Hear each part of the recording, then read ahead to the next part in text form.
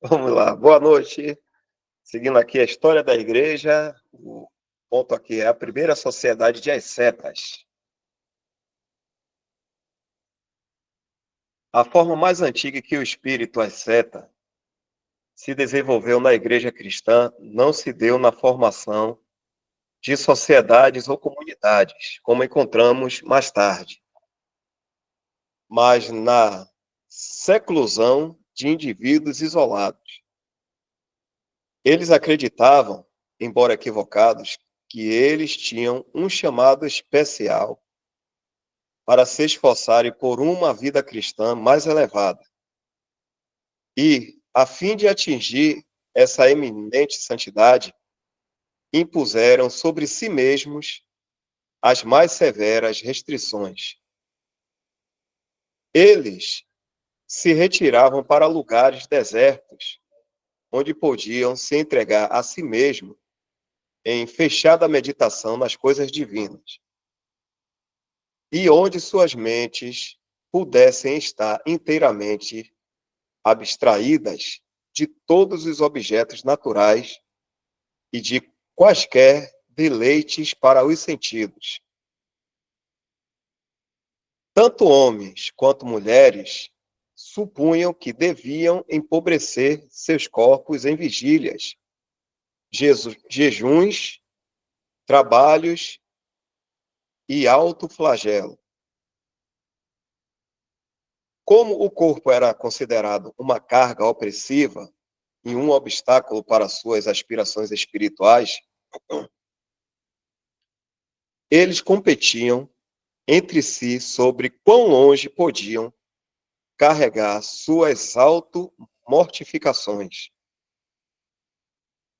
Eles sobreviviam à base das sanas e doentias dietas.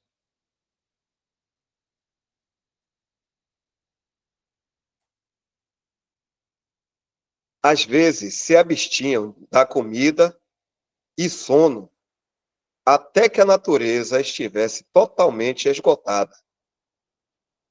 O contágio dessa nova invenção de Satanás se espalhou por toda parte. O misterioso recluso era tido como necessariamente investido por toda parte. Só um momento.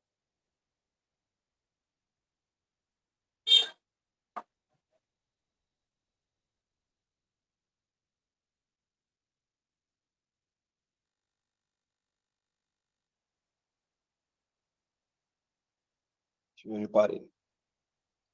Pega daqui. O misterioso recluso era tido como necessariamente investido de uma santidade particular. A célula do eremita era visitada pelos nobres, eruditos e devotos, todos desejosos de prestar homenagem ao homem santo de Deus. E assim o orgulho espiritual foi engendrado pela bajulação do mundo. A partir deste momento, a vida monástica era tida em tal estima que muitos a adotaram como um emprego altamente honorável. E, posteriormente, formaram-se comunidades ou instituições monásticas. Pacômio, que era como Antônio, um nativo de Tebas, se converteu ao cristianismo no início do século. Me ajuda aí? Século IV. Século IV. Não tem um X, século IV. Fiquei em dúvida porque eu. Obrigado, viu? O 4. Eu me confundo mesmo. Números romanos. Eu até tinha. Entendi um pouquinho, depois parou. Vamos continuar. Então, no século IV, esse Pacômio, né, se converteu. Após praticar austeridades por algum tempo, foi informado por um anjo em seus sonhos de que ele tinha feito um progresso suficiente na vida monástica e que agora deveria se tornar um mestre para outros. Pacômio fundou, então, uma sociedade na ilha do Nilo. Assim começaram os ascetas a viver em associação. A instituição logo se estendeu de tal forma que, antes da morte do fundador, chegou a 8 monastérios, com 3.000 monges. E no começo do século seguinte, o número de monges já passavam dos 5.000. Eles viviam em células que, cada uma, continham 3 monges. Eles eram comprometidos à obediência absoluta dos comandos de Abba, ou Pai. Eles vestiam uma roupa peculiar, sendo seu principal artigo uma pele de cabra, em imitação a Elias, que, como João Batista, era tido como um exemplo da condição monástica. Eles nunca podiam se despir. Eles dormiam com suas roupas e em cadeiras construídas de tal forma que os mantivessem numa postura quase vertical. Eles rezavam muitas vezes por dia em jejum, no 4º e 6º dia da semana, e se comunicavam no sábado e no dia do Senhor, domingo. Suas refeições eram feitas em silêncio e com capuzes sobre seus rostos, de modo que ninguém pudesse ver seu vizinho. Eles dedicavam-se à agricultura e variadas formas de indústria, e tinham todas as coisas em comum. A imitação dos primeiros cristãos após o dia de Pentecoste. Pacômio fundou sociedades similares para mulheres. Mais um tema aqui. Mas antes disso, algum irmão quer fazer comentário? Só a questão de como a religiosidade, a gente vê isso aí, né, nesse exemplo aí dos monastérios e dessa disciplina ascética, como a religiosidade pode chegar a um extremo tão elevado, né? Às vezes a gente pensa que isso que está sendo falado aí, desses exemplos desses monges, pode não acontecer hoje, mas acontece, continua acontecendo, né? Esse tipo de posturas de cristãos, e não pense que é só, né, entre os seguidores do Papa, mas também, né, no meio dito evangélico, por aí, tudo mais, posturas de cristãos que querem mostrar uma disciplina ascética, né, para se mostrar mais santo do que os outros irmãos, né? E aí o que é mais recorrido hoje é, por exemplo, com a prática do jejum, né? Então, eu já vi um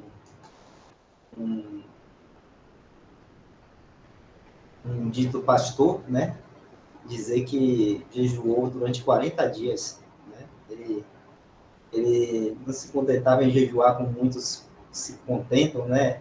Jejuar um dia, mas ele quis se mostrar tão santo, vamos dizer assim, quanto o Senhor Jesus, né? Porque jejuou no deserto 40 dias e 40 noites. O Senhor Jesus foi para o deserto.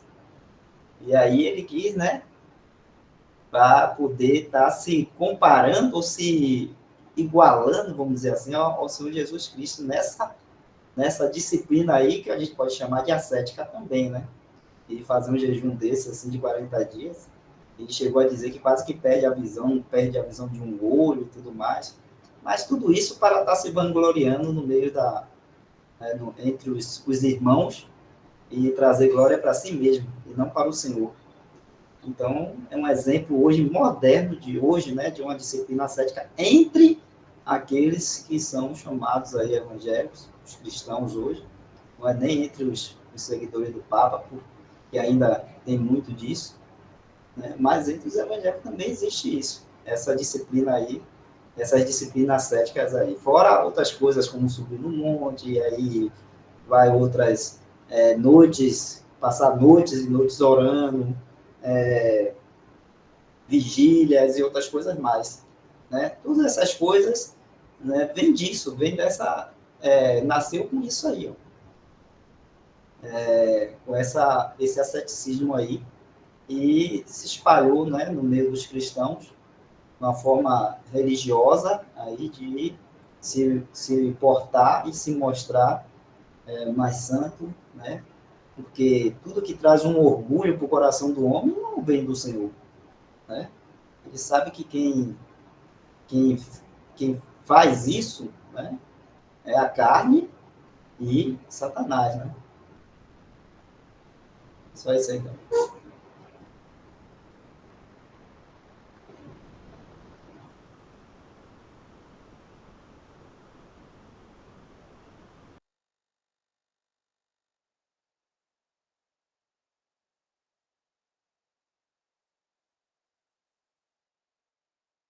Paulo Henrique aqui,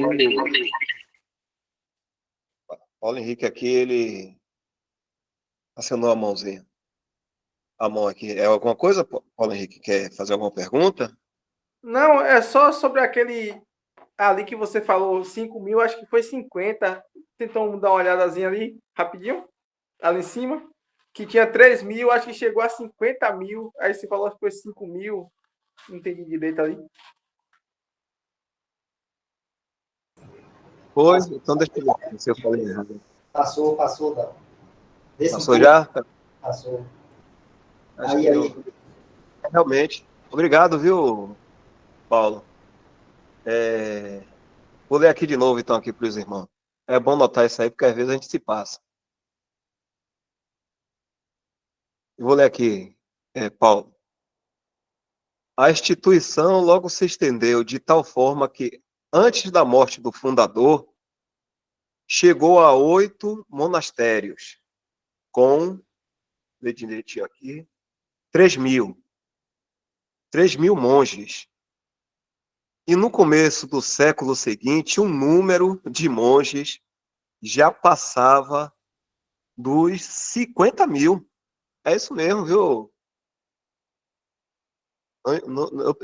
De 3 mil, eu achava até que 5 mil já era muito, mas foi 10 vezes mais, viu? Obrigado aí, viu, Paulo Henrique? De nada. Essa é.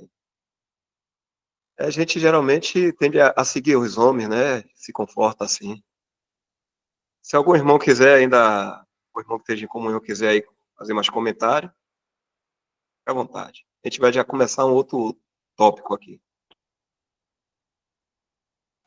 E como o Wesley falou, realmente isso ainda acontece, né?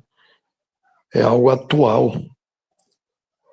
Então é importante a gente prestar atenção para nunca incorrer nesse tipo de erro, porque realmente a carne não é brincadeira, né? Não pode brincar, né? Não pode confiar na carne. Sempre haverá muitas armadilhas. Parece que está tudo bem, né? Aparência de piedade, né? Como está escrito. Fica numa aparência, fica tudo muito bonito, muito santo, muito...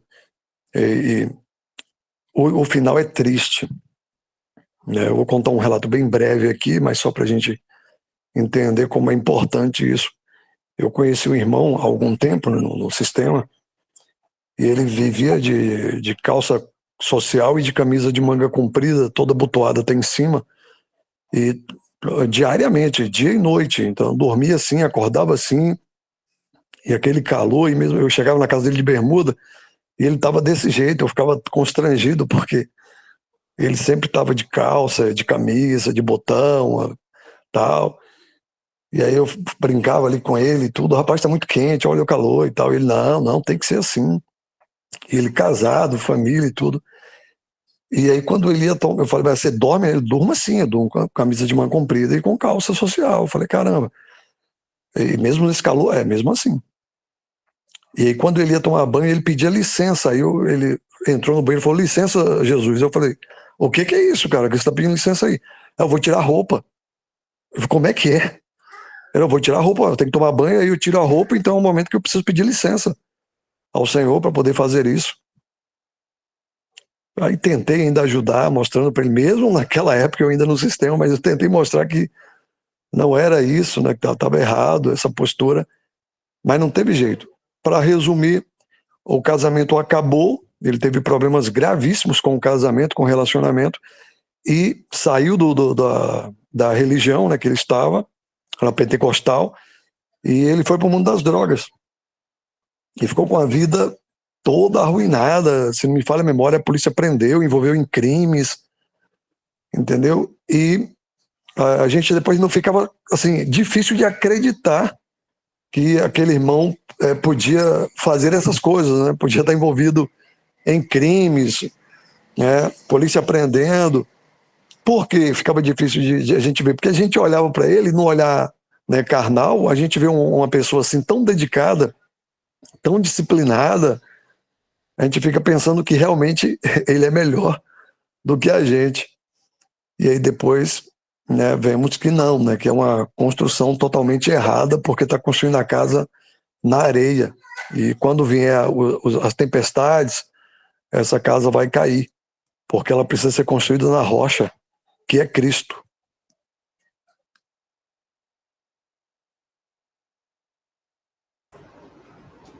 Tem um versículo em 1 Coríntios 10, 31, né?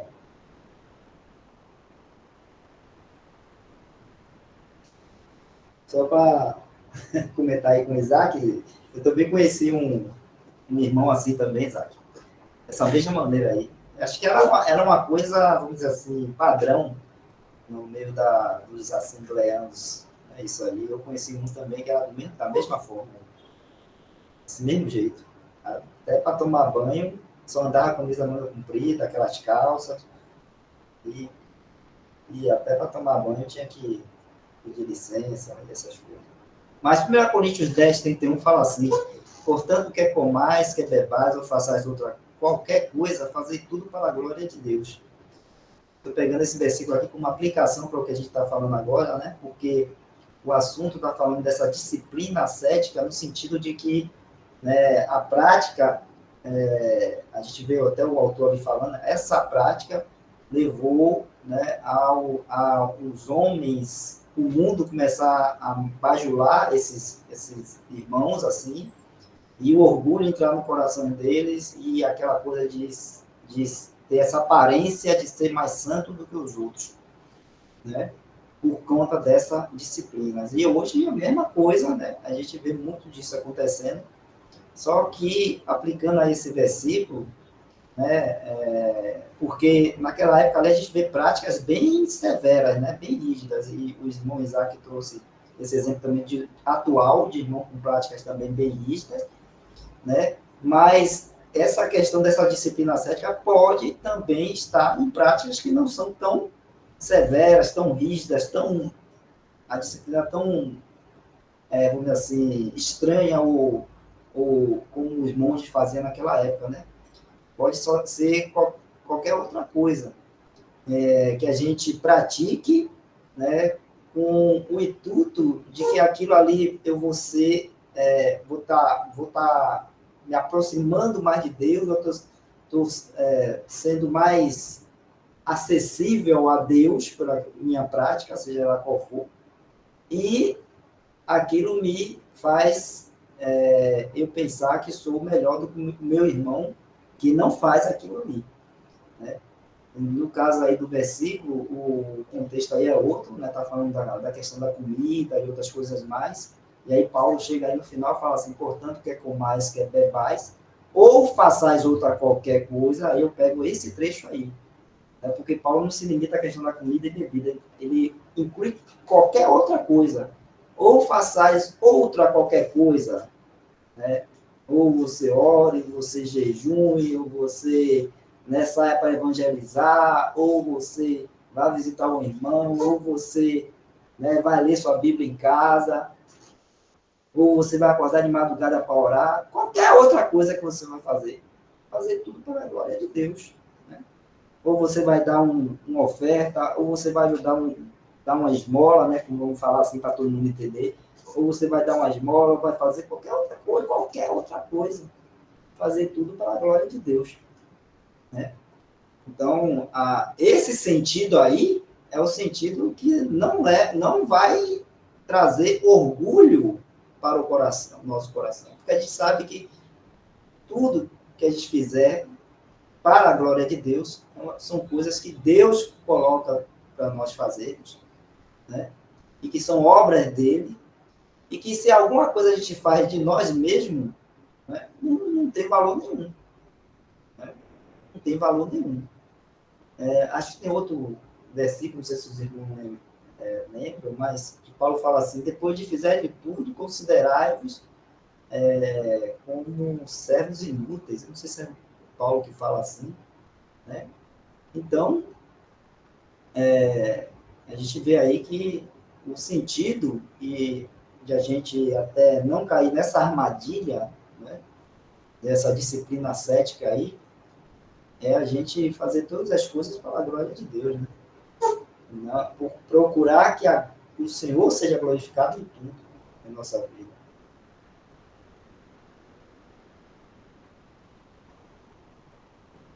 Só isso, mano.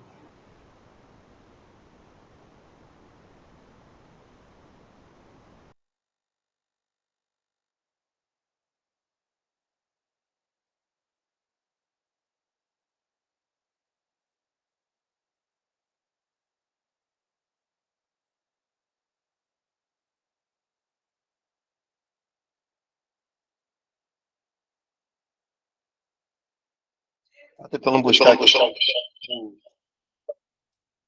o versículo aqui que Wesley falou, mas não encontrei ainda não. Eu acho que quem fala isso não sei se é Paulo, se é o Senhor, estava tentando aqui ver. Deixa eu ver aqui. Se algum irmão achou aí.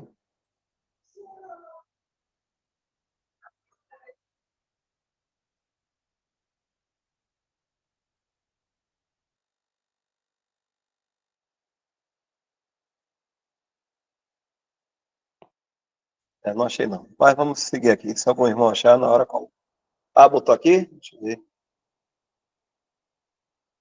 Não. Aqui já é outra coisa. Que o irmão Alexandre colocou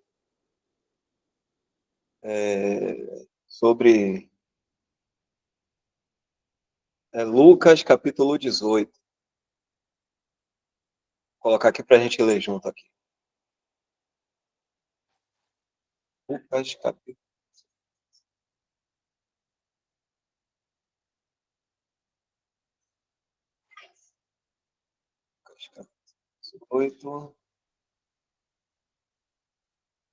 A partir do versículo 11. Assim, o fariseu, estando em pé, orava consigo mesmo desta maneira: ó Deus, graças te dou porque não sou como os demais homens, roubadores, injustos e adúlteros, nem ainda como este publicano. Jejuo 2 vezes na semana e 2 dízimos de tudo quanto possuo. O publicano, porém, estando em pé, de longe, nem ainda queria levantar os olhos ao céu, mas batia no peito dizendo: ó Deus, tem misericórdia de mim, pecador.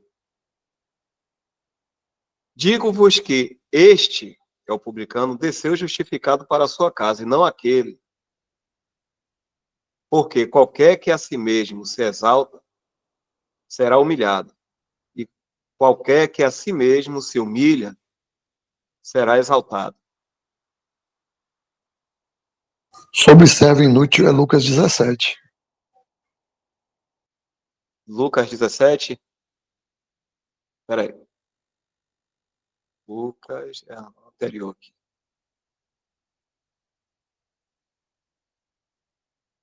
Lembra do versículo? Acho que é logo aí, acho que é o 10 ou 11, por aí, pelo começo. É, vou procurar aqui. Aqui, já achei o 10, é isso mesmo. Wesley, você quer ler? Se quiser comentar alguma coisa também, já aproveita.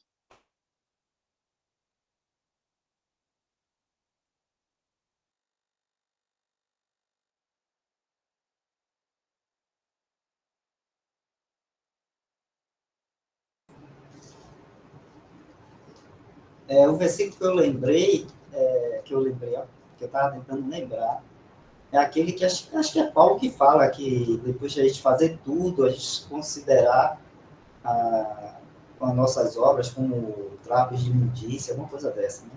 Mas isso aí está falando assim também vós, quando fizer de tudo o que vos for mandado, dizer, somos servos inúteis, porque fizemos somente o que devemos fazer.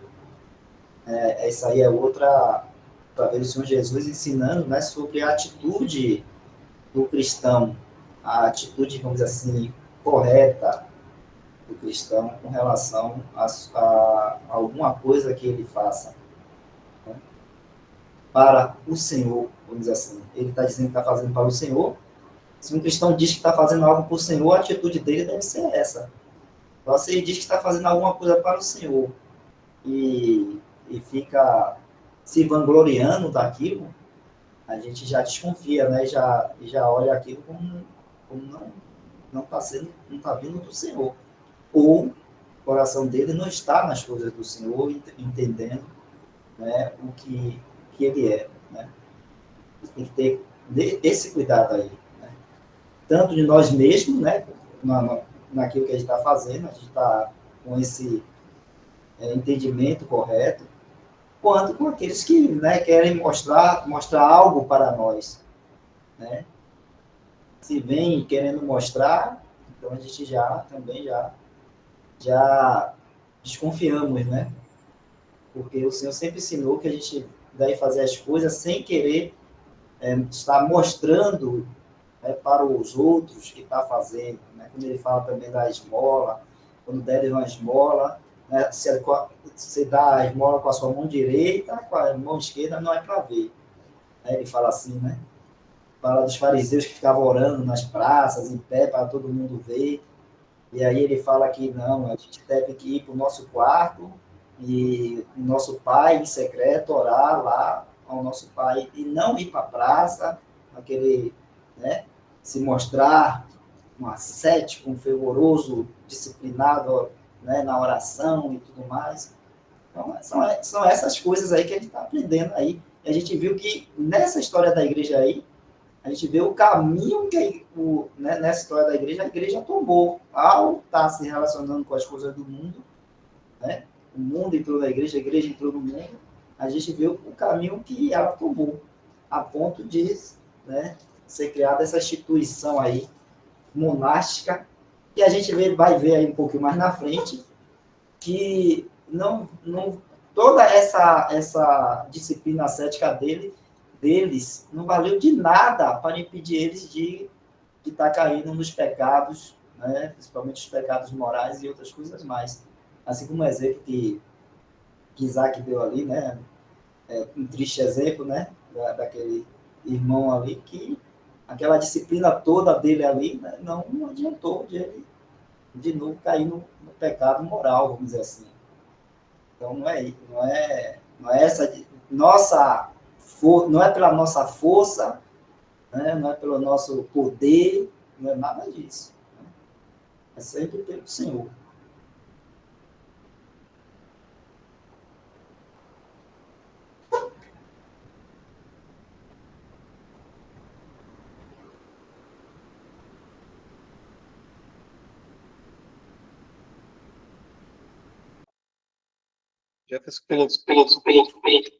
Jefferson colocou o versículo aqui. Filipenses 3, versículo 8. Quer ler, Jefferson, e comentar alguma coisa também?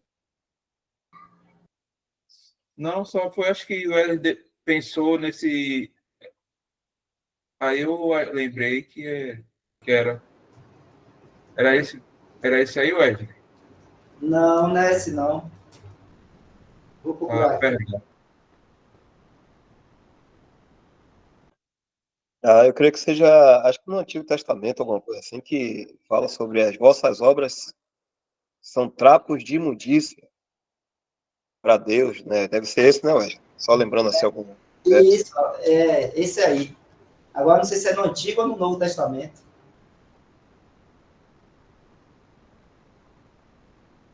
Uhum. Se algum irmão vê aí,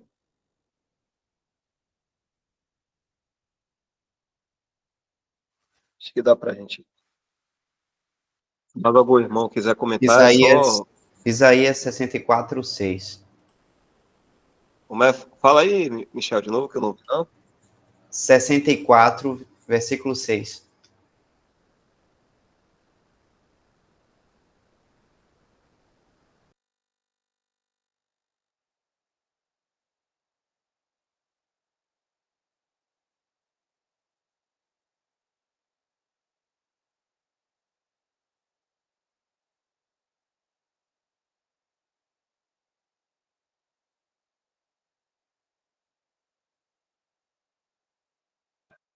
Aí, Wesley, é esse?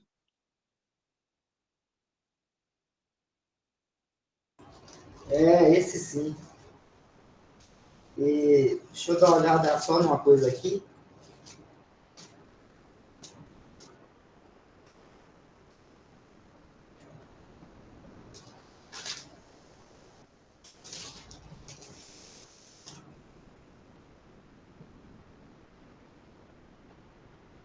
É esse aí, viu, Dal? Foi esse que eu lembrei.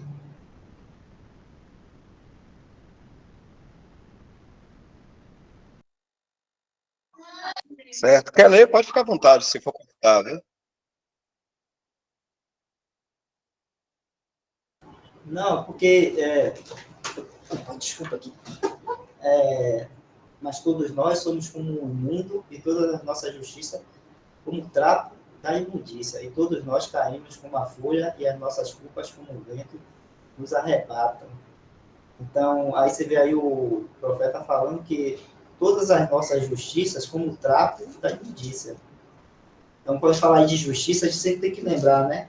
Quem pode ser considerado justo? Quem pode ser considerado justo? Todos nós, né? Pecadores e justos, caímos, pecado.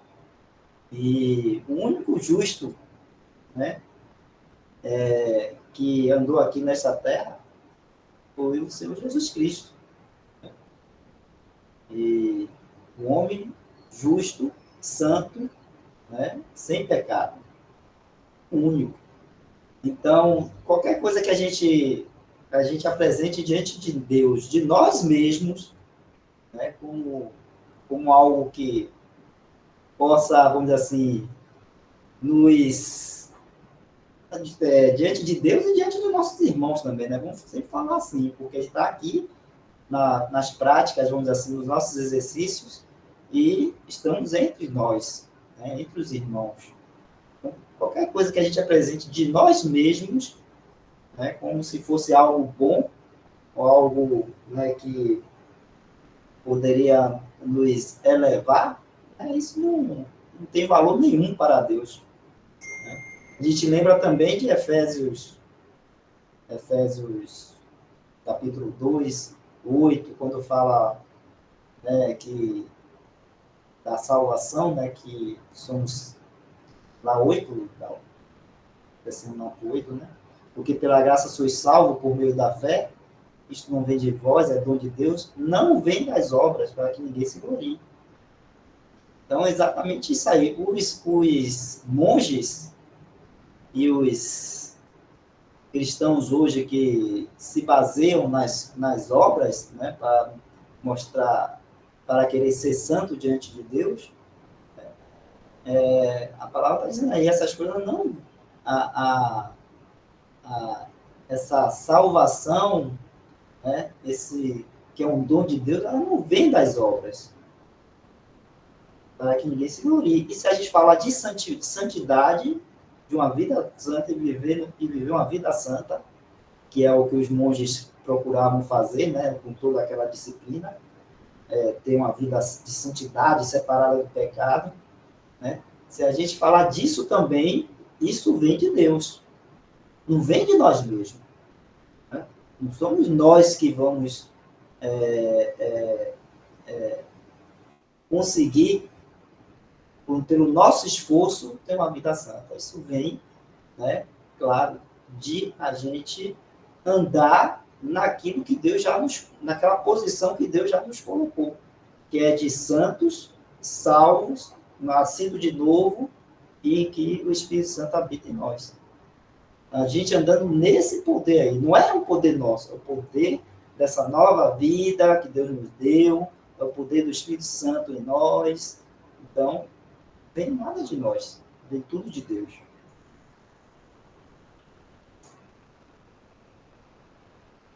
Só isso.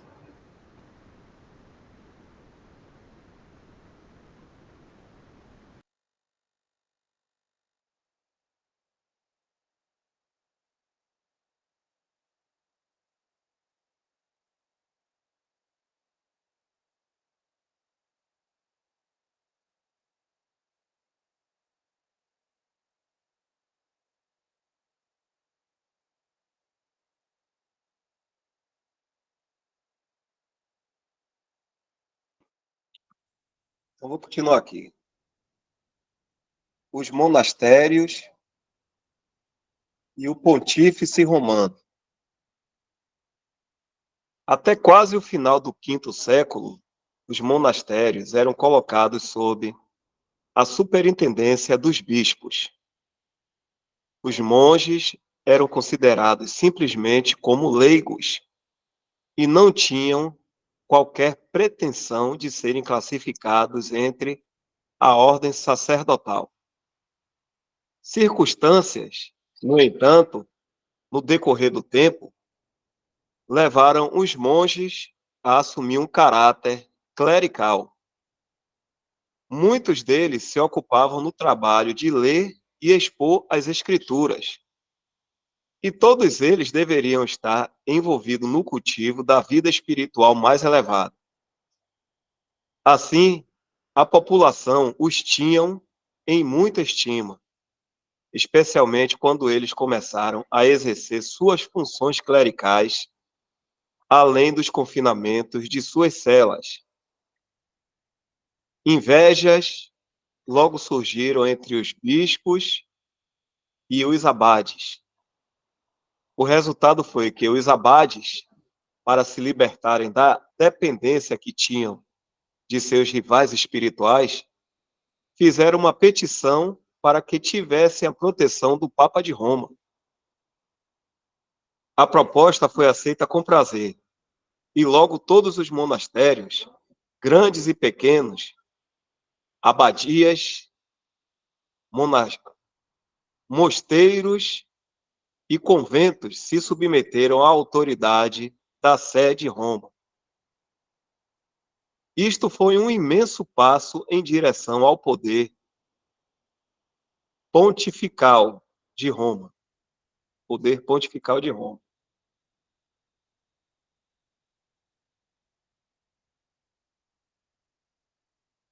O Papa podia agora estabelecer em quase qualquer canto uma espécie de polícia espiritual que agia como uma rede de espiões sobre os bispos, assim como sobre as autoridades seculares. Este evento deve ser observado com cuidado se quisermos acompanhar os caminhos e meios da ascensão do poder e da derradeira supremacia do pontífice romano. O sistema monástico logo se espalhou para além dos limites do Egito. E todos os grandes mestres da época, tanto no Oriente quanto no Ocidente, advogavam a causa do celibato e monasticismo. São Jerônimo, em particular, um homem mais erudito de seus dias, é considerado o elo de ligação entre as duas grandes divisões da Igreja, a grega e a romana. ou a oriental e a ocidental. Ele foi o meio pelo qual o celibato e monasticismo foram fortemente levados adiante, especialmente entre as mulheres.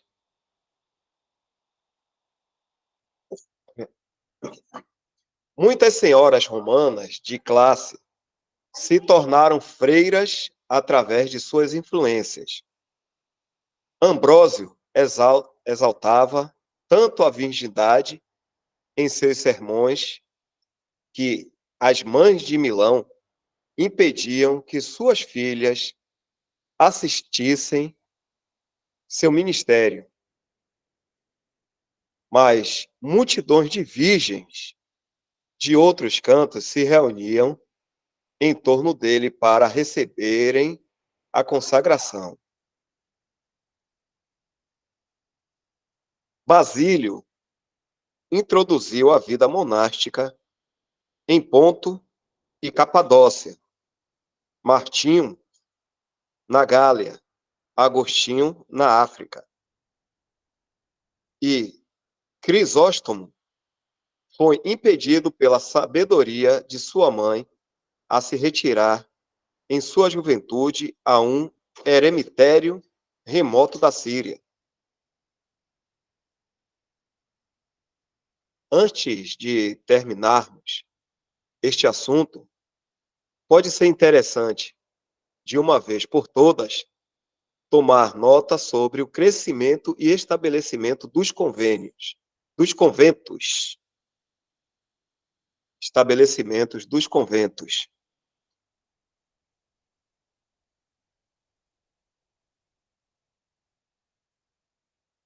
Algum comentário?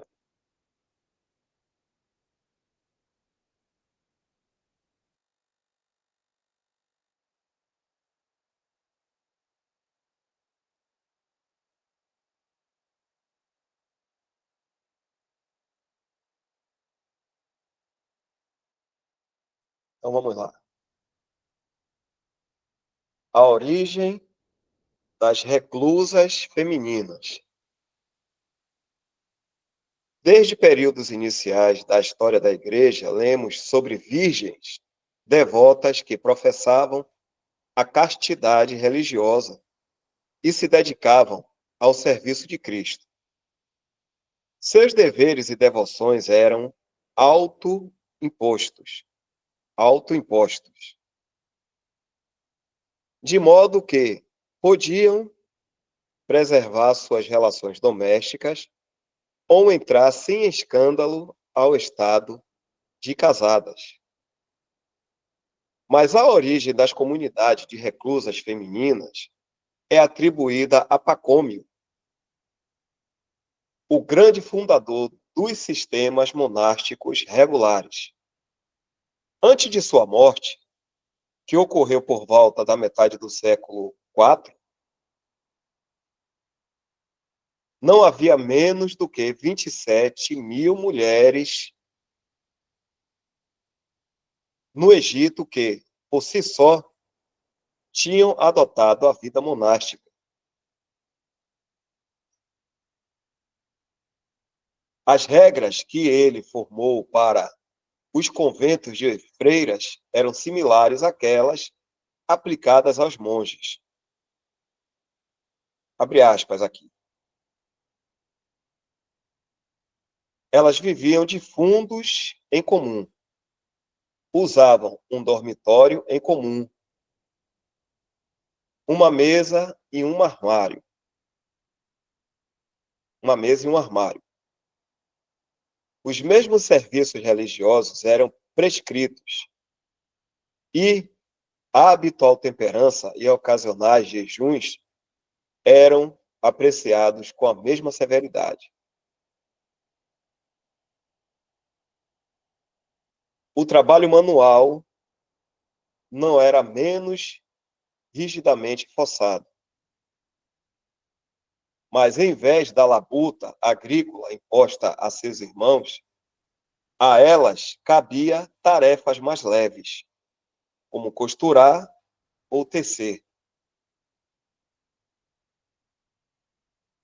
por deveres tão numerosos, por ocupações admitindo tão grande variedade, elas superavam o tédio cotidiano e a dureza da reclusão monástica. Fecho aspas. É certo de que muitos desses estabelecimentos foram fundados durante o quarto século e que eles se propagaram por todo o Egito, Síria, Ponto e Grécia, e que gradualmente penetram em cada província onde o nome de Cristo era conhecido. E mesmo até hoje, elas abundam em todos os países católicos romanos e formam um estranho e incongruente apêndice para a igreja. Dá para ler até isso aqui? Deixa eu ver.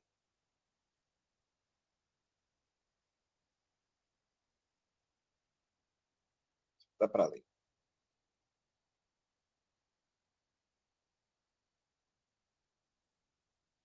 A cerimônia dos votos. O espírito cruel e impiedoso do papado é sentido dolorosamente, até mesmo por seus próprios membros na congregação na consagração de uma freira. Vou ler aqui de novo. O espírito cruel e impiedoso do papado é sentido dolorosamente até mesmo por seus próprios membros na consagração de uma freira. Isso não é natural, nem bíblico.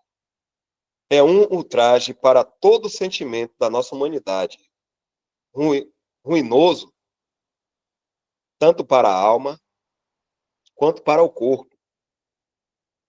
E submeter-se a isso só é possível pelo poder que Satanás tem de cegar as pessoas.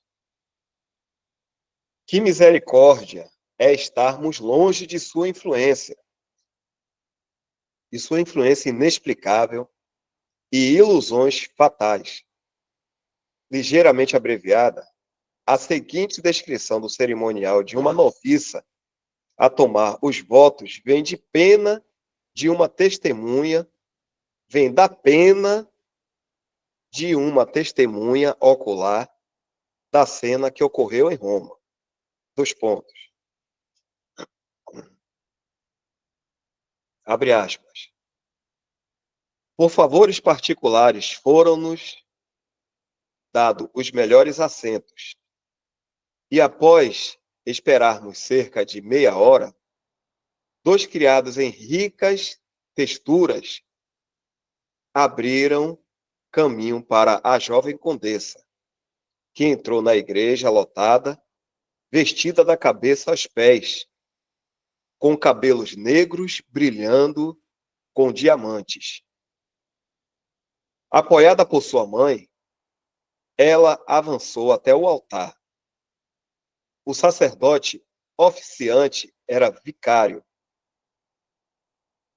O discurso do púlpito foi pronunciado por um monge dominicano, que a apresentou como a esposa prometida de Cristo, uma santa da terra, uma que renunciou às vaidades do mundo por uma antecipação das alegrias do céu.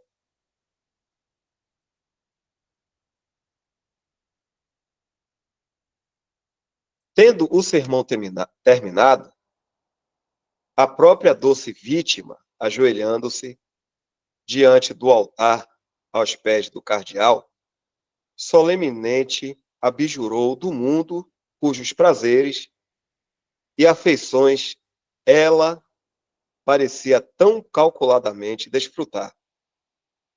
E pronunciou aqueles votos que a separariam dele para sempre. Enquanto sua voz suavemente cantava aquelas palavras fatais, eu acredito que mal havia um olho em toda a imensa igreja que não estivesse cheio de lágrimas. Os diamantes que brilhavam em seus cabelos foram arrancados e suas longas e belas tranças caíram luxuriantemente sobre seus ombros.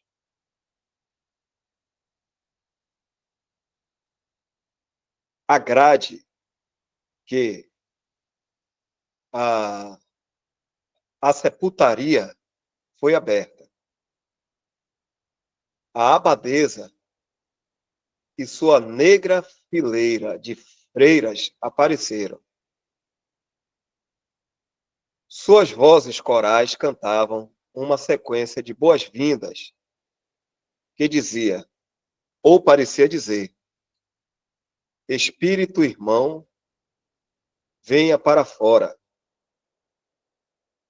Ela renunciou a seu nome e título e adotou uma nova denominação, recebendo a bênção solene do cardeal e os últimos abraços de seus amigos em pranto. E então atravessou o ponto de seu destino, do qual jamais retornaria. Um painel atrás do outro se abriu, e ela apareceu na grade novamente. Ali ela foi despojada de seus ornamentos e de seu traje esplêndido.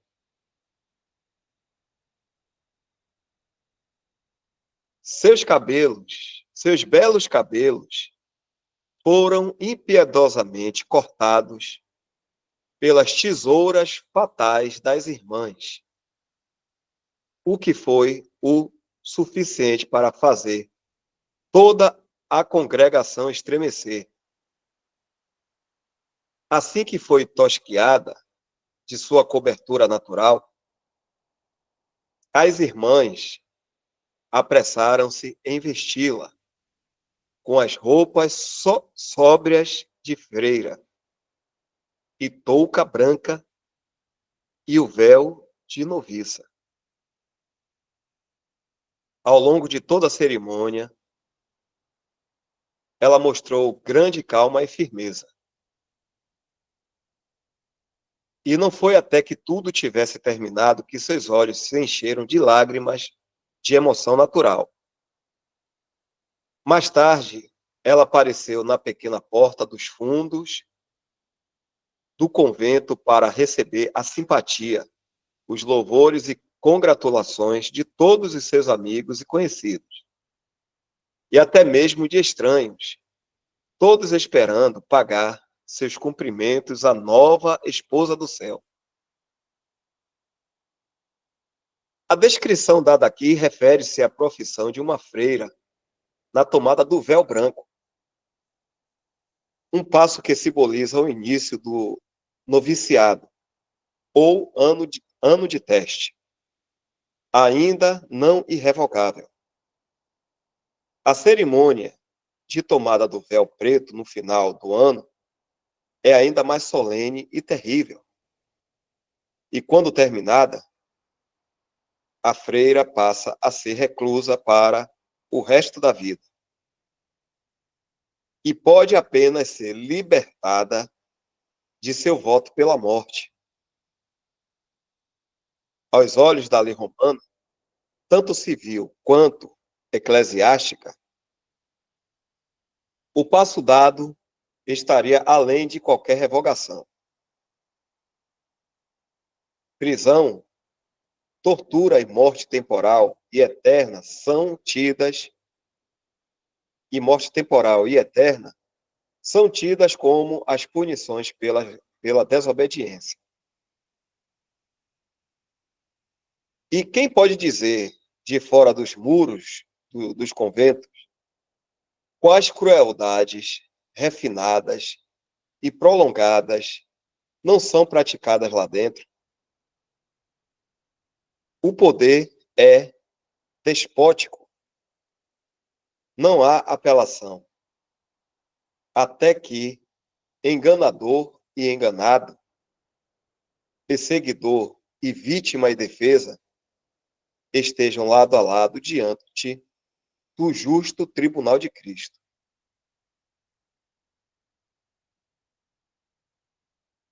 Até aqui, irmão. Se houver algum comentário, são 9h33. Boa noite, irmãos. Dá para me ouvir bem? Oi? Dá para me ouvir bem aí? Ouvindo. Boa noite, irmãos. Esse relato aí que a gente viu aqui é um exemplo do nível que se pode chegar, e até pior, né? Do mal doutrinário. Porque muito se fala sobre o pecado, né, do mal, muito focado no mal moral, né, do que as pessoas praticam de maldade, tanto contra si mesmo, quanto para o próximo, e logo, né, para Deus. Que inclusive essa descrição a gente vê bem ali no início da epístola aos Romanos, essa descrição. Mas aqui a gente percebe o nível que se pode chegar, o mal doutrinário, que é tão grave quanto. Não é que um é pior que o outro.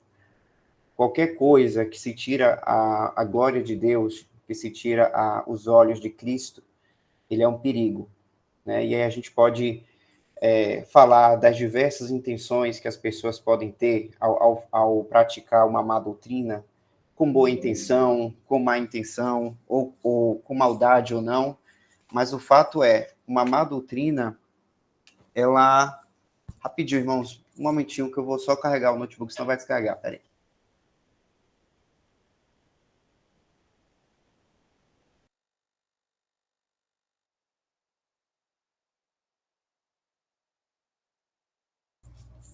Pronto. A gente vê que uma má doutrina, quando ela é reproduzida, quando ela é compartilhada, ela vai fazer o mal. Não interessa a intenção daquele que faz isso, quer seja na ingenuidade, quer seja na má intenção. O fato é que é uma má doutrina e isso tem que ser evitado. E isso causa mal para o testemunho de Cristo aqui nesse mundo, né, nesse tempo da igreja, aqui na Terra. E a gente viu ontem, né, nos capítulos, dos tópicos anteriores, mostrando o ponto inicial que fez chegar até aí a história dessa personagem, que é um dos outros vários exemplos de histórias macabras como essa, que a gente viu. Começou lá com o Antônio, né, que a gente até comentou ontem, de que ele foi um dos primeiros, né, segundo a história dos relatos do testemunho da igreja aqui na Terra, de que ele cria na redenção de Cristo, cria no Evangelho da Graça, ele professava isso, por isso que até o autor Andrew Miller fala que ele tinha, né, ele mostrava, testemunhava ter boas intenções, e de que era um cristão genuíno. Todavia, quando partia para a doutrina, ele teve essa prática de querer julgar a carne, de disciplinar a carne, ou, por assim dizer, buscar ser melhor, né? E aí ele aprendeu que a carne dele não melhorava e que ele sofria cada vez mais, porque é isso. Numa questão da carne, que todos nós temos aqui por enquanto, e teremos enquanto estivermos aqui na Terra, né, ou até ter o arrebatamento, ou deixarmos o nosso corpo físico por meio da morte física, a nossa carne não é melhorada.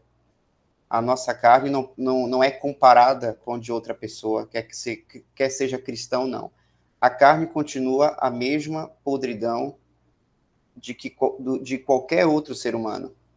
Quando nós cremos no Evangelho da Graça, o pecado não sai, a carne, ele não sai de nós. O que acontece é que nós não temos mais, e não temos mais o porquê dar poder à carne, né? O poder da carne de nós, ela é extirpada, porque agora temos um outro senhorio, que é o Senhor Jesus Cristo, e não mais ao pecado.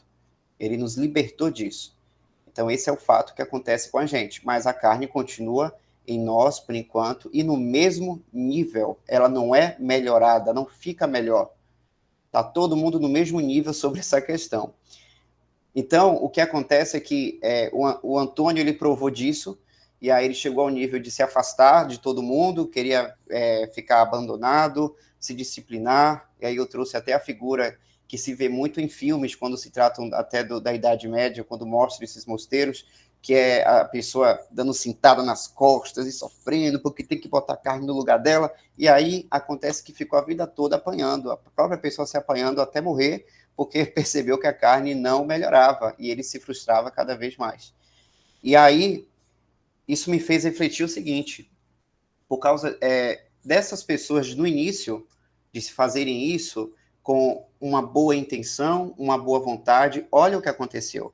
Se sistematizou, ou seja, isso acabou virando uma doutrina naquele período, ao ponto de integrar ali, de fazer parte de um outro sistema, e aí misturou tudo, e acabou criando esses locais de monastério, aí acabou se definindo que essas pessoas eram os monges, e aí isso atraiu, né, a elite da sociedade, que queriam também se destacar com aquilo, de fazer parte. Lembrando, irmãos, não estou aqui para julgar a intenção de cada um que participou daquilo. O fato é, independente das intenções dessas pessoas, essa má doutrina corroborou mais ainda para que a glória de Cristo ela fosse diminuindo no testemunho aqui na Terra.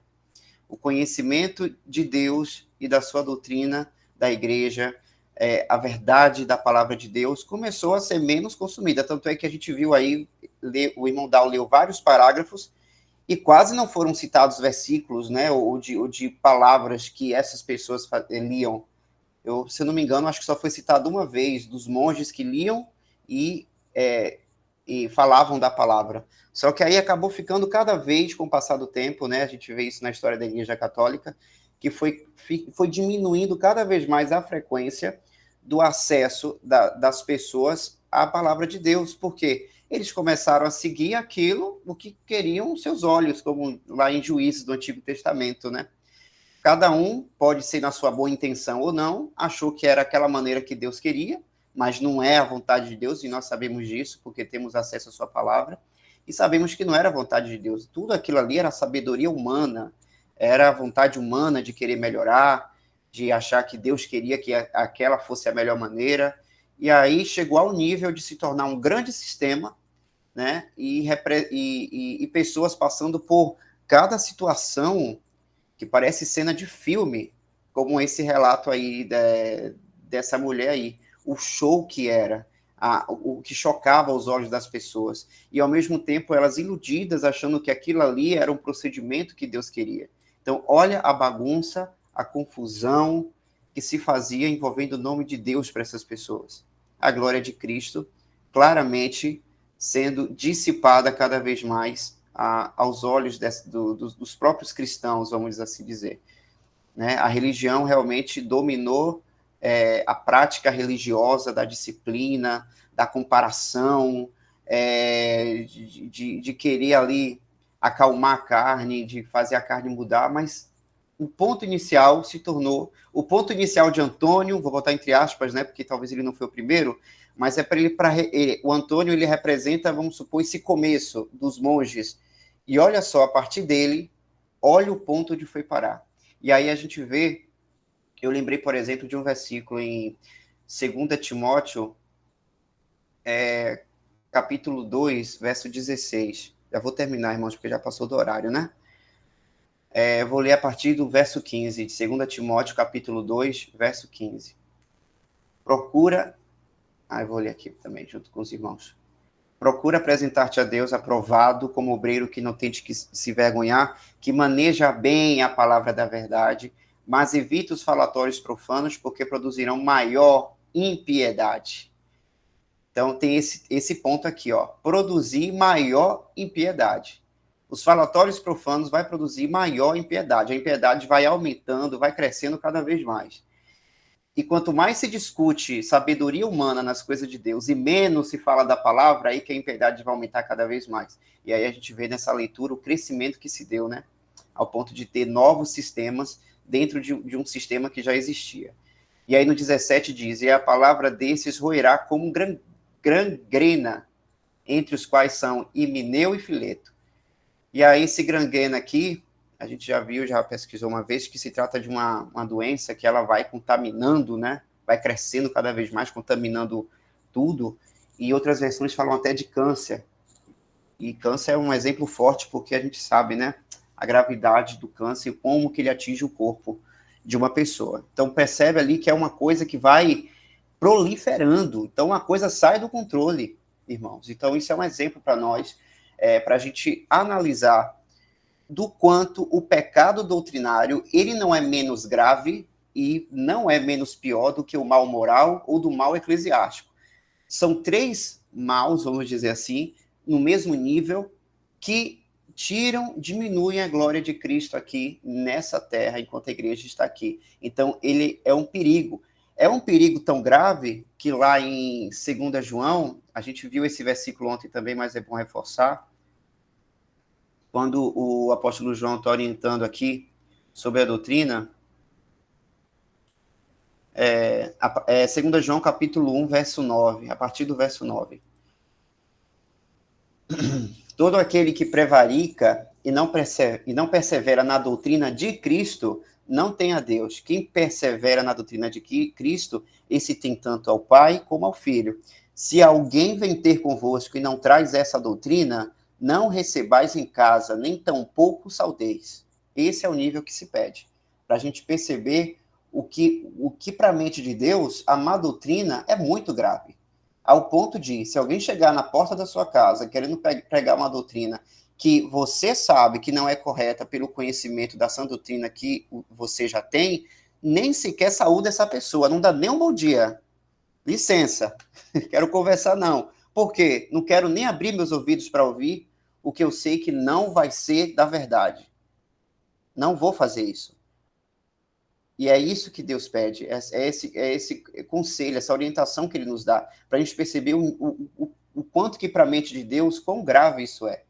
Então foi justamente esse dar ouvidos à sabedoria humana, a regras que não vêm da palavra de Deus, que fez crescer esse sistema, que a gente vê aí que é o período bem inicial da igreja do poder romano, católico, como esse mal ele foi crescendo, crescendo, crescendo, e parecia que não parava de crescer, ao ponto de ter o domínio até do próprio mundo, né?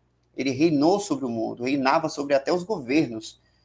Então, a gente é uma coisa que é para a gente prestar atenção e perceber isso e ter cuidado, né? E também trazer esse aspecto da gente ter segurança na palavra de Deus. O quão importante é esses momentos que a gente tem para ler a palavra, para comentarmos juntos, as leituras também individuais, no exercício de cada um, o ouvir também, para aqueles que gostam de ouvir os áudios de ministrações dos irmãos, mas o importante é estar sempre seguro na verdade da doutrina, porque para Deus isso é precioso, né?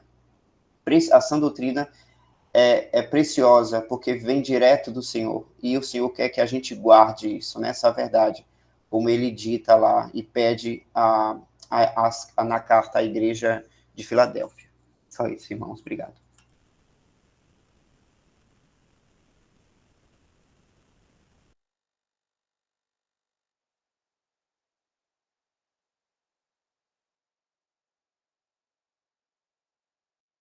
Pronto, irmão. Eu esqueço aqui. Som ligado. Tirar aqui a gravação.